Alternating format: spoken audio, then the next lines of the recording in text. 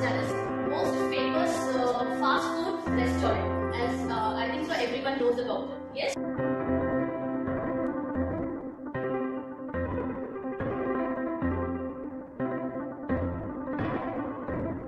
But and as I told you, occupations, they are divided into primary, that is totally based on nature, that is natural resources, right?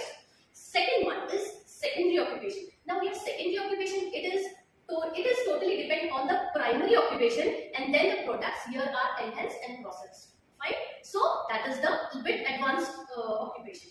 Now third one is the tertiary. Tertiary is almost you can see they are they give complementary services. They are not directly related to the food items, but they provide complementary services to all the people.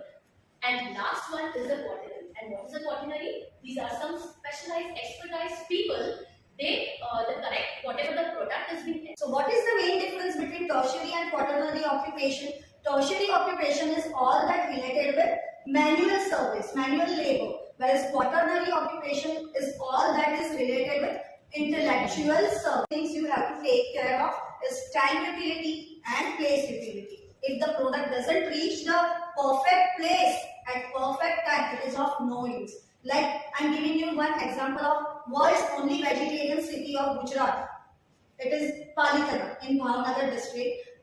McDonald's is not serving any kind of non-veg product. The case study of McDonald's, we are basically going to understand some key terms which we can relate with financial concepts.